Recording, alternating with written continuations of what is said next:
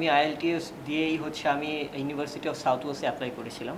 Wow, তো আলহামদুলিল্লাহ আমি অফার লেটার পেয়ে গেছি। ফেব্রুয়ারি মার্চের দিকে মনে হয় ভাবছিলা যে বিদেশে যাওয়া পড়তে, এন্ড এত অল্প সময়ের মধ্যে সে তার স্বপ্নটাকে বাস্তবায়নও করে ফেললো। কিন্তু 20 দিনের মতো প্রিপারেশন নিয়ে এক্সাম দিয়েছি। আমি ইউকেতে যাচ্ছি। ইউকেতে যদি আইএলটিএস এ ভালো স্কোর না থাকে তো ইউনিভার্সিটিটা মোস্টলি যেটা করে আপনাকে হচ্ছে ফাউন্ডেশন প্রোগ্রামে দিয়ে দিবে। ওভারঅল 6 থাকতে হবে আপনাকে, রাইট, ফাউন্ডেশনে যেতে না চান। রাইট। এটা আপনার প্রায় 1 ইয়ার বাঁচবে এবং প্রায় 10 to 12 লাখ টাকাও বাঁচবে। টাইম অ্যান্ড মানি যদি আপনি সেভ করতে চান আপনাকে অবশ্যই আইএলটিএস একটা ভালো স্কোর করতে হবে। আসসালামু আলাইকুম। আজকে আমার ভিডিওতে আমার সাথে আছে ফাহিম, এবং ফাহিম আমার আইএলটিএস কোর্সটি করে 7.5 স্কোর করেছে, which is an amazing score. Fahim, super excited to have you here, and আজকে আমরা ইনশাল্লাহ সবার সাথে তোমার আইএলটিএস এর স্টোরিটাও শেয়ার করতে পারবো। একদম শুরুতে তুমি যদি জাস্ট একটু ব্রিফলি তোমার ইন্ট্রোডাকশনটা সবাইকে দিয়ে দিতে। আমি Mohammad Irfanur Rahman Fahim. Recently Saint Joseph higher secondary school থেকে এইচএসসি পাস করেছি। তারপরে আমি 10 মিনিটস স্কুলের আইএলটিএস কোর্সটি করে আইএলটিএস 7.5 স্কোর করতে পেরেছি। অলরাইট ফাহিম, সো একদম স্টার্টে যদি বলি, আইএলটিএস পরীক্ষা দেওয়ার তোমার ওভারঅল এক্সপিরিয়েন্সটা কীরকম ছিল, কোন বিষয়গুলো বেশি চ্যালেঞ্জিং মনে হয়েছে, একটু সবার সাথে যদি শেয়ার করতে। ফার্স্টে আমি আইএলটিএস পরীক্ষা দিব এটা চিন্তা করি ফেব্রুয়ারি মাসে। আচ্ছা, মানে এই বছরের ফেব্রুয়ারি? এই বছরের ফেব্রুয়ারি মাসে। তখনই আমি ডিসিশনটা নিয়ে ফেলি। ডিসিশনটা নেওয়ার পর প্রথম যে কাজ ছিল আমি দেখতেছিলাম যে আমার কোনটা সুবিধা হয় কোর্সটা করা। আচ্ছা। সো দেখলাম যে আপনাদের কোর্সটা বেশ সুবিধাজনক আমার ক্ষেত্রে। আচ্ছা। কারণ আমি সেপ্টেম্বর সেশনটা ধরতে যাচ্ছিলাম। মানে তুমি এই বছরেই যেতে চাচ্ছিলে? সেপ্টেম্বর ইনটেকটা ধরতে যাচ্ছিলাম। তো এটার জন্য আমাকে অবশ্যই শর্ট টাইমে কোর্স শেষ করতে হবে, স্কোর পেতে হবে, হ্যাঁ পেতে হবে, রেজাল্ট পেতে হবে, তারপর অ্যাপ্লাই করতে হবে। সো আপনাদের কোর্সটা আমার জন্য একদম পারফেক্ট ছিল বলতে গেলে। রাইট। সো আমি দেরি না করে জাস্ট ঝটফট করে আমি কোর্সটা কিনে ফেলি। হ্যাঁ। কোর্সটা কিনে ফেলার পর আমি মোটামুটি 20 দিনের মতো সময় পেয়েছি। আচ্ছা।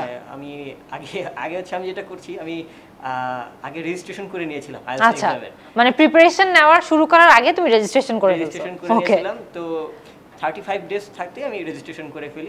তারপরে আমি 20 দিনের মতো প্রিপারেশন নিয়েছি। 20 দিনের মতো প্রিপারেশন নিয়ে এক্সাম দিয়েছি। তো এক্সামের এই সময়টাতে আমার সবচেয়ে বেশি যে টাফ জিনিসটা লাগছে সেটা হচ্ছে আমার টাইম ম্যানেজমেন্ট। রিডিং এর ক্ষেত্রে আমি দেখতেছিলাম আমার 1 আওয়ার 15 মিনিটসের মতো চলে যাচ্ছে। রাইট। তো এটা আমাকে একটু চ্যালেঞ্জিং মনে হয়েছে। তো এটা ওভারকাম করতে আমাকে বারবার প্র্যাকটিস করতে হয়েছে। অনেক ঝামেলা হয়েছিল এটা ওভারকাম করতে গিয়ে। তো এট লাস্ট করতে পেরেছি। আর আরেকটা বিষয় ছিল স্পিকিং এ। কোন একটা বিষয়ে 2 মিনিট আমাদের বলতে হয়। তো ওই বিষয়টায় টাইমটা ফুলফিল হচ্ছিল না। রাইট। মানে তোমারটা আরো আগে শেষ হয়ে যাচ্ছিল। আচ্ছা। তো ওটা ওভারকাম করতে আমাকে নিজে বারবার প্র্যাকটিস করতে হয়েছে। এই দুটোই আমার সবচেয়ে বেশি চ্যালেঞ্জিং মনে হয়েছে আমার কাছে। ফাইম, তুমি একটা ইন্টারেস্টিং বিষয় বললা, সেটা হচ্ছে তুমি বলছিলে যে তুমি সেপ্টেম্বরের সেশনটা ধরতে চাও। সো এরই মধ্যে কি আইএলটিএস দিয়ে তোমার কোথাও অ্যাপ্লাই করা হয়েছে? সেপ্টেম্বরে কি কোথাও যাচ্ছ? জি, আমি আইএলটিএস দিয়েই হচ্ছে আমি ইউনিভার্সিটি অফ সাউথ ওয়েস্টে অ্যাপ্লাই করেছিলাম। সো আলহামদুলিল্লাহ আমি অফার লেটার পেয়ে গেছি। আমার অ্যাডমিশনের কাজটাও হয়ে গেছে, অ্যাডমিশন হয়ে গেছে। আজকে আসার সময় আমি হচ্ছে ভিসার জন্য মেডিকেল করে এসেছি। যদি সবকিছু ঠিক থাকে তো নেক্সট উইকে আমি ভিসা অ্যাপ্লাইটা করতে পারবো। Super, congratulations, that's amazing. Because আমরা সবাই কিন্তু কোনো না কোনো সময় দেখা গিয়েছে বিদেশে পড়ার একটা স্বপ্ন আমাদের মধ্যে ছিল। আমিও যেমন অনেক অল্প বয়স থেকেই বিদেশে পড়তে যাবো এটা নিয়ে ভাবতাম। So this is amazing.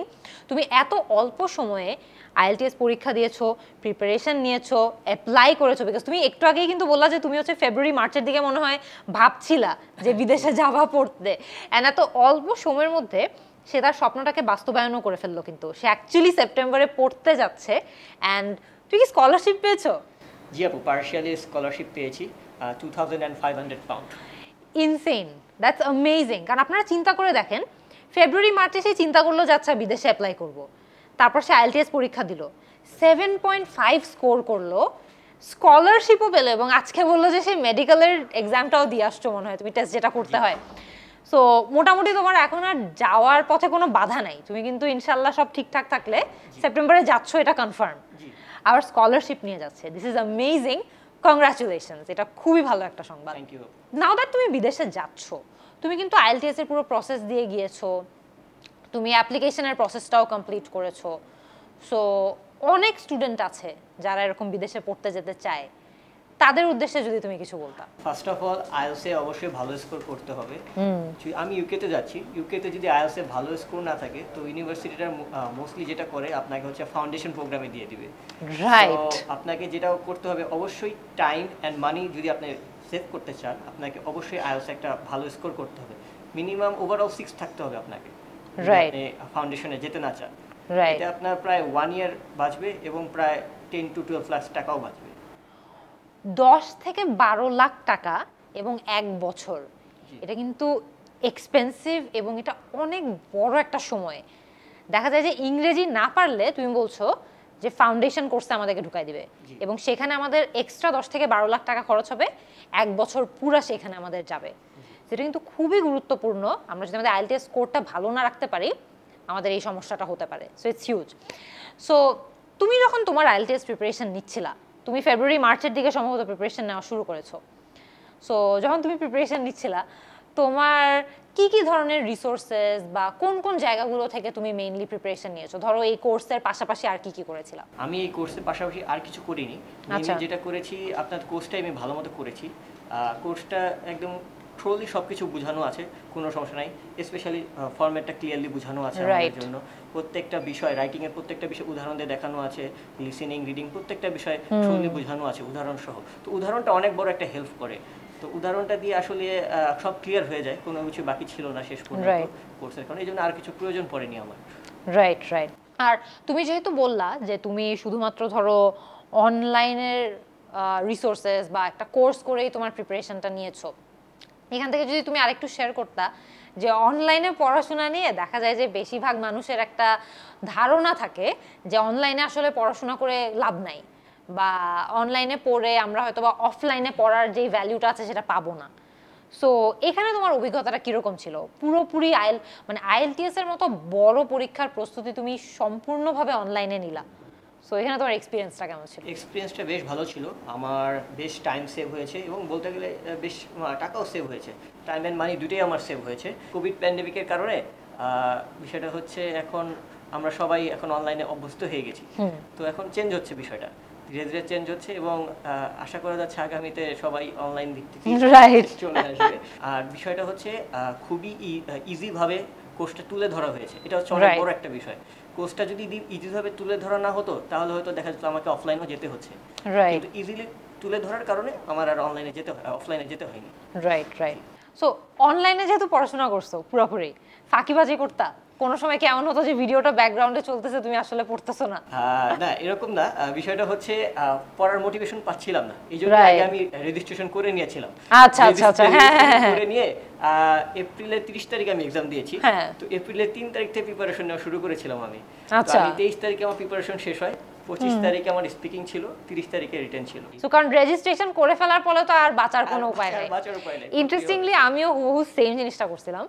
আমি হচ্ছে আইএলটিএস কখন দিব না অনেক দিন ধরে আমতা করছি।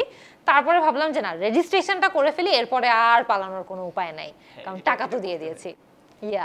আর অনেকেই আজকের আমাদের এই ভিডিওটা দেখছে যারা হয়তোবা ভবিষ্যতে নিজেরাও আইএলটিএস পরীক্ষা দিবে, হয়তোবা একবার অলরেডি দিয়ে ফেলেছে, মন মতো স্কোর পায়নি। তাদের উদ্দেশ্যে তুমি যদি তোমার কিছু পার্সোনাল টিপস এন্ড ট্রিক্স বা কোনো স্ট্র্যাটেজি শেয়ার করতা? আমি ফার্স্টে বলবো রিডিং সেকশনের ক্ষেত্রে আপনার টাইম ম্যানেজমেন্টটা করতে হবে। আমি যেটা লক্ষ্য করেছি টাইমটা ম্যানেজ হয় না, আপনি টাইম এক্সিড করে যান।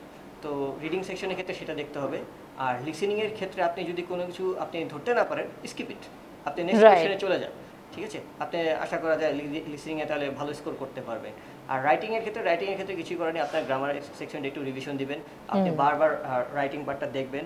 প্রয়োজনে পড়লে আপনি এখন অনলাইনে অনেক ফ্রি ওয়েবসাইট আছে, ওখানে আপনি লিখে গ্রামার চেক করতে পারেন। ঠিক আছে, আপনি আপনার ফলগুলো দেখাবে আপনাকে। আর হচ্ছে আপনি স্পিকিং এর ক্ষেত্রে আরেকটা কাজ করতে পারেন, সেটা হচ্ছে আপনি নিজে আয়নার সামনে দাঁড়িয়ে প্র্যাকটিস করতে পারেন। আর হচ্ছে আপনি যদি ইংলিশ মুভি দেখেন সেটা হচ্ছে আপনাকে রিডিং স্পিকিং দুইটার ক্ষেত্রে হেল্প করবে। আর আমার ক্ষেত্রে আরেকটা জিনিস হেল্প করছে রিডিং এর ক্ষেত্রে, সেটা হচ্ছে কোরিয়ান বা টার্কিশ যে ফিল্ম বা ওয়েব সিরিজগুলো আছে ওগুলা তো সাবটাইটেলস দিয়ে দেখতে হয়। তো সাবটাইটেলস দিয়ে দেখতে গেলেও দেখা গেল যে আমার রিডিংটা প্র্যাকটিস হয়ে যাচ্ছে। লিসেনিংটা হয়তো এত না, বাট রিডিংটা ডেফিনেটলি, হ্যাঁ, কারণ আমাকে বুঝতে হচ্ছে, নাহলে তো মিস আউট হয়ে যাব আমি, এইজন্য। এগ্রিড, এটা অনেক ভালো একটা টিপ। এবং এটা কিন্তু শুধুমাত্র IELTS এর ক্ষেত্রে না, এটা স্পোকেন ইংলিশ হোক, জাস্ট ওভারঅল ইংলিশের যে আমাদের আন্ডারস্ট্যান্ডিংটা আছে এটার জন্য খুবই গুরুত্বপূর্ণ। Thank you so much for sharing this tip. I hope যে আজকে এই টিপটা আপনারা শুনে কাজে লাগাবেন, বিকজ দেখবেন যে এটা অ্যাকচুয়ালি অনেক হেল্প করে। তুমি বলেছিলে যে তোমার স্পিকিংয়ে সবচেয়ে বড় চ্যালেঞ্জ ছিল, তাই না? সো স্পিকিংয়ের ক্ষেত্রে তুমি কি কি ধরনের ধরো টিপস বা কি কি ধরনের প্র্যাকটিস ফলো করেছিলা যখন নিজে স্পিকিং টেস্ট দিচ্ছিলা? কারণ স্পিকিংয়ের ক্ষেত্রে দেখা যায় সবাই অনেক বেশি নার্ভাস হয়ে যায়, অনেক কিছু পড়াশোনা করে গিয়েও দেখা যায় যে আমরা স্পিকিং টেস্টে গিয়ে ঠিকমতো ফ্লুয়েন্টলি বলতে পারি না। সো এখানে তুমি কি করেছিলা? স্পিকিং টেস্টে নার্ভাস হওয়া খুবই স্বাভাবিক। এখানে কোনো সিলেবাস তো নেই যে পড়ে যেতে পারবো আমি, তো ন্যাচারালি দেওয়া উচিত। এটা ন্যাচারালি এক্সপেক্ট করে আমাদের কাছ থেকে, ন্যাচারালি অ্যানসার করব, তাদের সাথে একটা কনভারসেশন ক্রিয়েট করব, তারা এটাই চায়। তো আমাদের ক্ষেত্রেও সেম। আমি হচ্ছে কিছু কিউ কার্ড পাওয়া যায় অনলাইনে, কিউ কার্ডটা দেখে কোয়েশ্চেনটা দেখে আমি নিজে নিজে প্র্যাকটিস করতাম যে এটা যদি আমাকে জিজ্ঞাসা করে আমি এইভাবে উত্তরটা দিব। সো এটা আমাকে অনেক বড় হেল্প করছে স্পিকিং এর ক্ষেত্রে। আর টাইম টেবিল মেনটেন করতাম, যে আমাকে ফার্স্টে সেকেন্ড পার্টে 2 মিনিট একটা সময় থাকে আমাকে কোয়েশ্চেন ধরার জন্য, ওইটা আমি পূরণ করতে পারতাম না, আমার 2 মিনিট আগেই শেষ হয়ে যেত। এটা ওভারকাম করতে আমার সবচেয়ে বেশি টাইম লেগেছে, বাকিটা ইজিলি করা গেছে প্র্যাকটিসের মাধ্যমে। Super Fahim, thank you so much তোমার ওভারঅল এক্সপিরিয়েন্সেসগুলো আমাদের সাথে শেয়ার করার জন্য। আই হোপ যে আজকে যারা যারা ভিডিও দেখছেন ওভারঅল IELTS পরীক্ষা নিয়ে, কোর্স সম্পর্কে সবকিছু নিয়ে একটা ধারণা পেয়েছেন। ভবিষ্যতে আরেকটা ভিডিওতে আবারও আপনাদের সবার সাথে দেখা হবে। Thank you Fahim.